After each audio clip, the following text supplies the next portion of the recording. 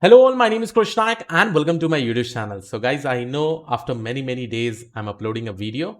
I was a little bit busy with family work and all. So in this particular video, we are going to see time series, how easy it has now become with the help of this particular library, that is darts. Now guys, I know many people face difficulties with ARIMA, auto ARIMA, SARIMAX, different kind of techniques, even time series forecasting with the help of deep learning techniques. So many trouble I have seen from many people. Many people have also raised questions regarding Krish, how to perform multivariate analysis, multivariate forecasting. Can a single model do time series multivariate forecasting? So all those things we'll be able to do it with the help of this particular library, that is darts. Again guys, this is an amazing library over here. You can see darts is a Python library for easy manipulation and forecasting of time series. It contains a variety of models from classics such as ARIMA to deep neural networks.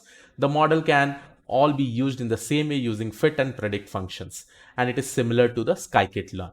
And remember guys, it supports both univariate and multivariate time series and models. So you may be happy now, you don't have to worry much about it. Just focus more on the theoretical part and then try to implement with the help of this particular library.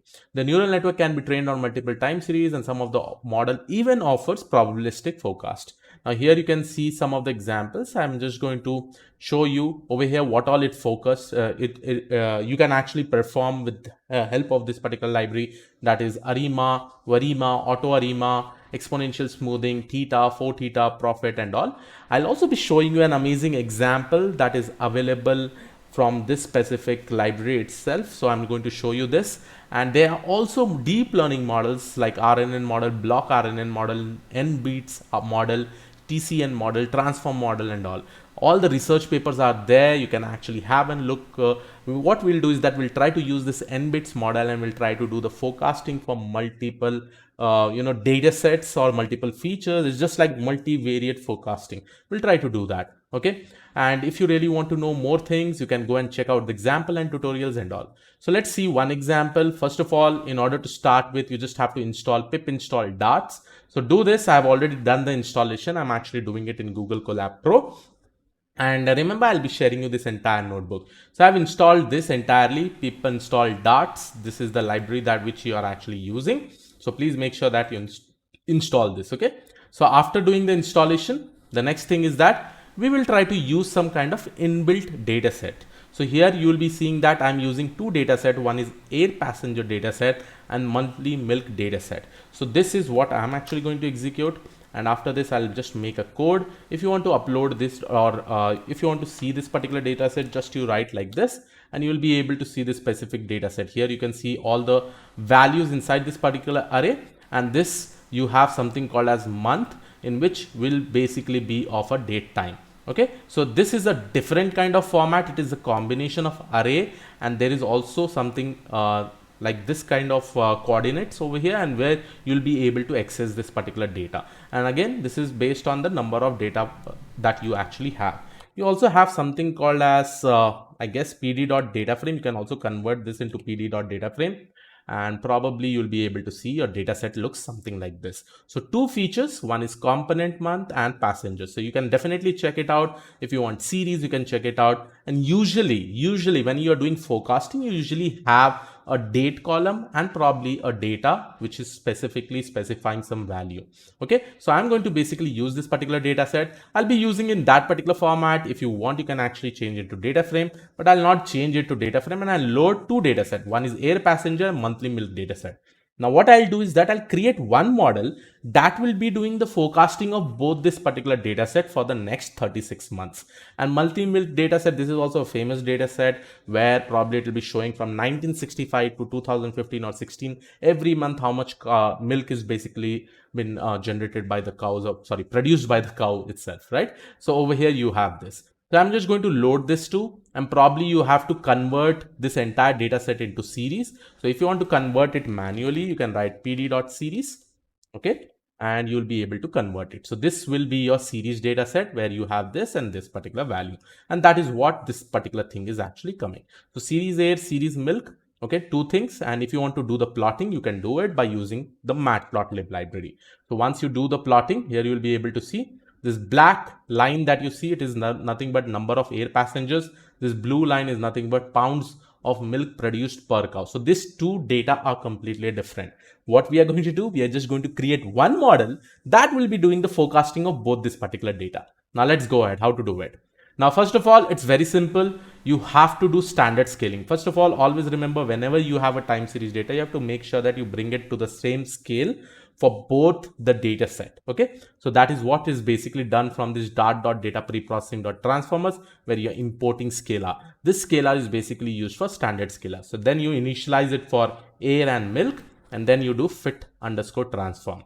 Now, an interview question, what is the basic difference between fit and fit underscore transform? Trying to write down that particular answer in the comment section. I'll try to have a look. So over here, I'm giving the data set for series underscore A, and here I'm actually giving the data for series underscore mil. Once I do this, I'm just going to plot this scale data. Now you'll be able to see both will be coming in the same scale. Now here you can see, right? 0 to 1, 0 to 1, right? Now it is basically in the same scale. You can see the graph over here. Now it is very, very much simple to just create a model which will be able to do the prediction for both of them. And for this, before that, here I'm just going to write it down. This is the split for the train and validation. So here I'm just going to write it down for train and validation split. Okay, train and validation split. Perfect. So train and validation split, the first 36 data will basically be going to the train data. The next 36 will basically be going to the validation data. And similarly for milk, it is the same thing. So here I have executed this. I have my train and this. Now they are different models, which I have already told you. RNN model, TCN model, transformer model, N-bits model, Brock RNN model. All you have to go and see that what features it has inside a specific library. That is what you have to basically check it out. And again, you can check out the documentation of DARTs and probably have a look onto that.